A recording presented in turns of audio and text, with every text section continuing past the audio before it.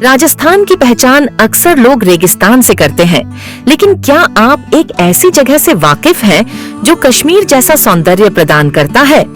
दूर दूर तक फैली अरावली की पहाड़ियां, हरे भरे पौधे आपका मन मोहने के लिए बाहें पसारती हुई नजर आती हैं। चलिए आज आपको मिलवाते हैं एक ऐसी ही जगह से जिसका नाम है हर्षनाथ।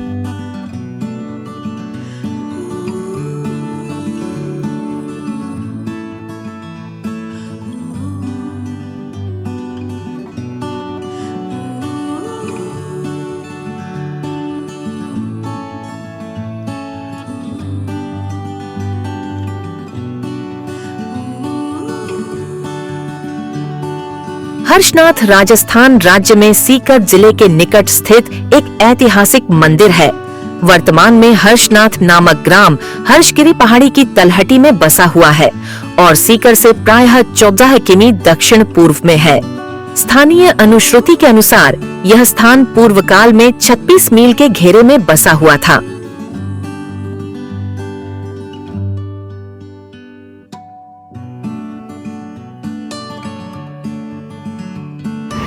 नमस्कार दोस्तों, स्वागत है आपका आपके अपने YouTube चैनल छोट छोट बंदा में। तो आज मैं आपको लेकर चल रही हूँ वापस से एक उस जगह पर जहाँ आपको मैं सर्दियों में लेकर गई थी और मैंने कहा था कि this is the Kashmir of Rajasthan. ऐसा कहते हैं लोग कि कश्मीर है राजस्थान का। तो आज मैं आपको लेकर चल रही हूँ वहीं हर्षनाथ भैरव जी के। और आज मेरे साथ में कुछ डिफरेंट और लोग हैं, आपको इंट्रोड्यूस करवाने वाली हूँ गाड़ी के अंदर बैठने के बाद में। और अभी का मौसम हमने इसलिए चूज़ करा क्योंकि अभी बारिश का मौसम है, रेनी सीज़न है। और रेनी सीज़न में वो जो वहाँ का जो हिली एरिया है, मतलब थोड़े बहुत हिल्स हैं हमारे अकॉर्डिंग, तो जो वो हिली एरिया है, जो अरावली की जो हिल्स है, वो बहुत ही शानदार और बहुत ही बढ़िया मनमोहक रूप देती है। इसके अलावा आपने पहले वाले वीडियो में भी देखा होगा, ना देखा हो तो दोबारा देख लेना। हर्षनाथ जी के मंदिर में ऊपर जाकर है शिव जी का मंदिर और वो बहुत पुराना है, मतलब 11वीं शताब्दी में बना हुआ। तो क्यों ना हम इस सावन में उन शिव जी के मंदिर के दर्शन कर लें। इसीलिए इस मौसम का थोड़ा सा आनंद उठाने के लिए, लाभ उठाने के लिए और हमारे प्यारे प्यारे भोलेनाथ के दर्शन करने के लिए आज हम जा रहे हैं हर्षनाथ की ओर। बने रहिए आप मेरे साथ। आज है हमारे साथ में मेरी मम्मी, मेरे पापा और शेफाली। हमारे घर वाले हेलो नहीं कहते तक मैं ना कहूँ। हेलो, राम राम। अच्छा, राम राम। और ये है विशाल। विशाल शिव जी का बहुत बड़ा भक्त है, फिर भी हाई कहता है। विशाल बोलो, जय बोले। विशाल कांवड़ लेने जाता है हर सोमवार। तो आज हम हर्ष की पहाड़ी पर अभी चढ़ेंगे और आपको उन हसीन वादियों से आपका भी परिचय करवाएंगे, क्योंकि सर्दी का मौसम और अभी का मौसम दोनों में बहुत ज्यादा डिफरेंस है। और आप खुद वो डिफरेंस आपको नजर आएगा और आपको लगेगा कि हाँ वास्तव में जन्नत जैसी जगह है हमारे आसपास में कहीं ना कहीं। जयपुर से लगभग 2.5 घंटे की दूरी पर है, सीकर के जस्ट पास में बीकानेर वाला जो हाईवे आता है वहां पर। तो इतनी लोकेशन तो मैंने आपको बता दी। गोकुलपुरा रोड है, बाकी आप गूगल मैप में डाल दीजिएगा। तो अभी मैं आपको रास्ते से, आगे वाले रास्ते से परिचय करवाऊंगी, तो स्टे ट्यून्ड।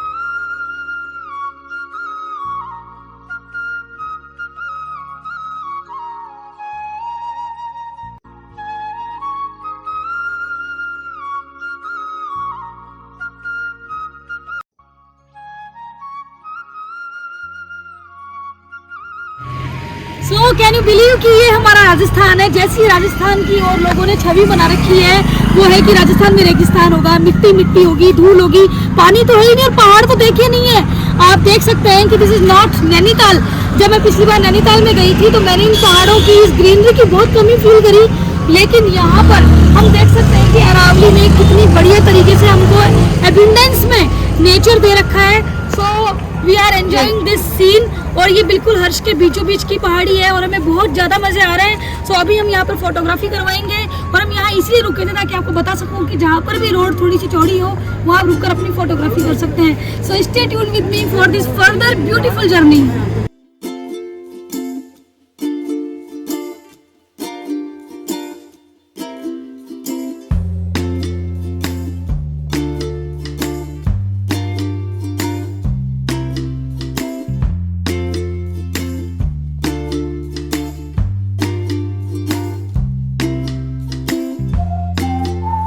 लोगों का दावा है कि हर्ष पर्वत पहाड़ राजस्थान राज्य में माउंट आबू के बाद 1800 मीटर की ऊंचाई के साथ दूसरा सबसे ऊंचा स्थान है। यह दावा स्वीकार्य लगता है क्योंकि माउंट आबू 2000 मीटर की ऊंचाई पर है। बीकानेर जयपुर हाईवे से एक चक्कर लगाकर छोटे छोटे गांवों से होते हुए देहाती सड़कों से गुजरते हुए हर्ष पर्वत की चढ़ाई अचानक शुरू होती है और सड़क सुनसान होती है। सूर्यास्त को मिस न करने की उम्मीद में मुझे अपनी गाड़ी की गति बढ़ाने की इच्छा हुई, लेकिन यह असंभव लग रहा था क्योंकि एक बार जब आप वन विभाग की चौकी से आगे निकल जाते हैं तो सड़क लगभग न के बराबर रह जाती है। हर्ष पर्वत के परिदृश्य में पवन चक्कियां और बंदरों का बोलबाला है।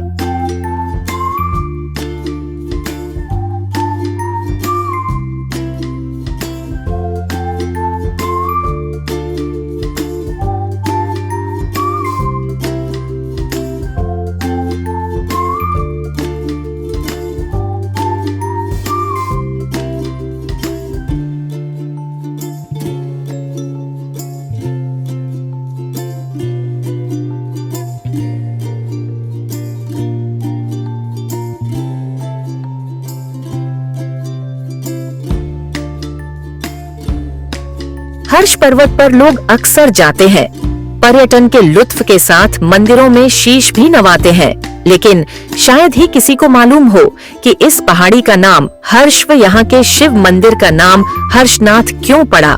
यहाँ 2 शिव मंदिर का निर्माण क्यों हुआ तथा कैसे यह मंदिर मुगल बादशाह औरंगजेब के निशाने पर आया। मंदिर का पौराणिक व ऐतिहासिक महत्व, भगवान शिव के दुर्लभतम पंचमुखी व विश्व के एकमात्र लिंगोद्भव की मूर्ति की जानकारी भी बहुत कम लोगों को होगी। हर्ष पहाड़ी व भगवान शिव के हर्षनाथ नामकरण के पीछे पौराणिक कथा जुड़ी है। शिव पुराण में जिक्र है कि त्रिपुर राक्षस ने इंद्र व अन्य देवताओं को स्वर्ग से निकाल दिया था। शिलालेख के अनुसार तब देवताओं ने इसी पहाड़ी पर शरण ली थी। इसके बाद जब भगवान शिव ने त्रिपुर राक्षस का अंत किया तो प्रसन्न हुए देवताओं ने इसी पहाड़ी पर भगवान शिव की स्तुति की थी।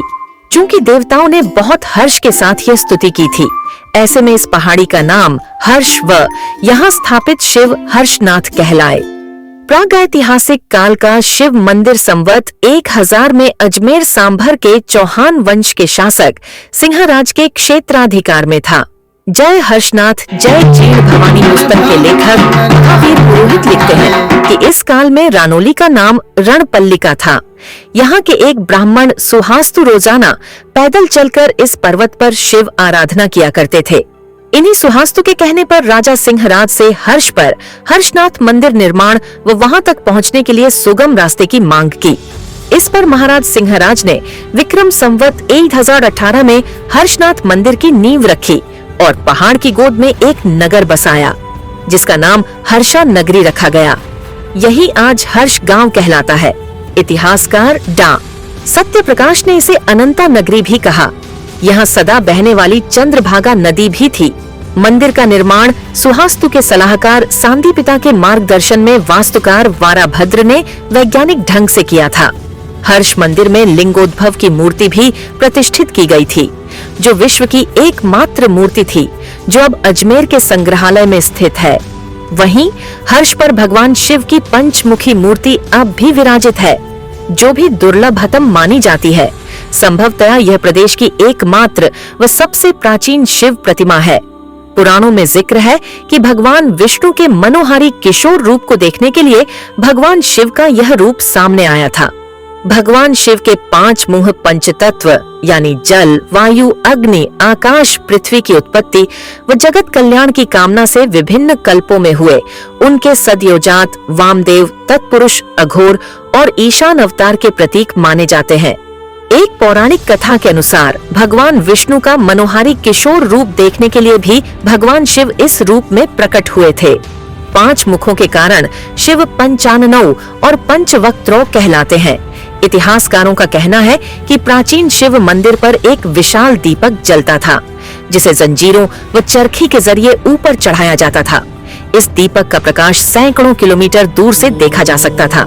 इसी प्रकाश को औरंगजेब ने देखा था, जिसने खंडेला अभियान के दौरान संवत 1729 में इस पर आक्रमण कर खंडित कर दिया था। औरंगजेब के आक्रमण के बाद संवत 1781 में हर्ष पर दूसरा शिव मंदिर बना, जिसे सीकर के शासक राव शिव सिंह ने महात्मा शिवपुरी के आदेश पर बनवाया था। कहा जाता है कि महात्मा शिवपुरी के आशीर्वाद से ही शिव सिंह का जन्म हुआ था। हर्ष की मूर्तियों का महत्व देश विदेश के कई संग्रहालयों में इनके संघन से भी समझा जा सकता है। सीकर के श्री हरदयाल म्यूजियम के अलावा दिल्ली के राजपूताना संग्रहालय, अमेरिका के क्लीवलैंड ऑफ आर्ट तथा नेल्सन एटकिंस गैलरी तथा Philadelphia museum of art Paris के रॉबर्ट रूसो के निजी संग्रह में मेन हर्ष की मूर्तियां हैं। लिंगोद्भव मूर्ति अजमेर के संग्रहालय में है। यहाँ के कसौटी पत्थर की मूर्ति विदेशी ले गए। पंचमुखी शिव की प्रतिमा की पूजा अर्चना अब भी लगातार जारी है। मंदिर के विजय पुजारी का कहना है कि जाट समाज में पूर्णिया गोत्र की धोक आज भी इसी मंदिर में लगती है। सावन व शिवरात्रि पर मूर्ति का अभिषेक भी किया जाता है।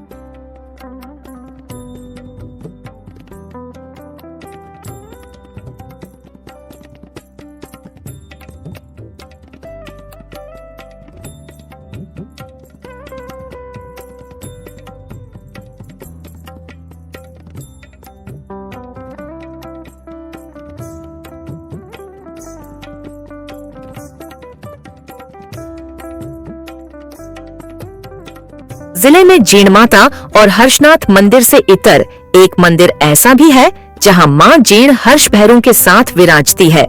इस मंदिर में भैरव भी 2 रूप में है, जिनमें एक काले और दूसरे गोरे भैरव है। खास बात यह है कि मंदिर की स्थापना के समय इन दोनों भैरव की कृष्ण और शुक्ल पक्ष के हिसाब से पूजा होती थी। 15 दिन के कृष्ण पक्ष में काले भैरव और शुक्ल पक्ष के 15 दिनों में गोरे भैरव को पूजा जाता था।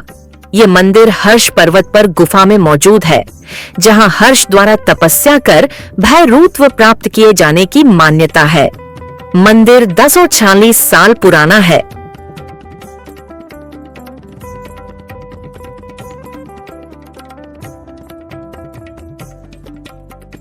ये मेरे पीछे हर्षनाथ का मंदिर है और बहुत ही शानदार मौसम हो रखा है अभी, और ओस पड़ रही है, मतलब कि ऐसा लग रहा है जैसे कोई सर्दियों का मौसम हो। बादल बन रहे हैं, बादल और जो जमीन आसमान एक करते हैं ना, वो वास्तव में रियल लाइफ में तो यही हो रहा है, जमीन और आसमान एक हो रहे हैं। और बहुत ही अच्छा वेदर है अभी घूमने के लिए। सो सावन का मौसम आई थिंक क्या मतलब मैं तो क्लियरली कहूँगी कि आप अगर ये जगह एंजॉय करना चाहते हो तो आप सावन के मौसम में यहाँ पर जरूर आए। अभी तो हम और भी घूमना बाकी है हमारा, स्टे ट्यून्ड। तो हम अब हर्ष के दर्शन कर चुके हैं और नीचे उतर रहे हैं, और अब मैं अपनी मम्मी, शेफू, पापा, विशाल सबका रिव्यू लेना चाहूंगी क्योंकि इनका ये फर्स्ट टाइम था यहाँ पर विजिट। तो कैसा लगा आप सबको? हमें बहुत अच्छा लगा, बहुत अच्छा, बहुत मजा आए। व्यू कैसा था विशाल, व्यू कैसा लगा? एक नंबर था, महाकाल की नगरी थी पूरी, बढ़िया बढ़िया मजा। हमारे पापा तो बोलते हैं कि कश्मीर फेल है, जबकि कश्मीर कभी जाके नहीं है। तो ऑन द होल ये है कि आप लोग आइए और सावन में दर्शन कीजिए। सावन में यहाँ का व्यू सच में बहुत अच्छा है। और जो राजस्थान के बाहर के हैं, अगर कोई किसी तक मेरा वीडियो गलती से पहुंचता है तो जो छवि आपने राजस्थान की बना रखी है कि यहाँ पर तो रेगिस्तान है, मिट्टी है, भाई आइए देखिए, यहाँ पर पेड़ पौधे हैं, नेचुरल सीनरी है, माउंटेन भी है। सो अभी अब हम जाएंगे आगे नेक्स्ट जीण माता के इस वीडियो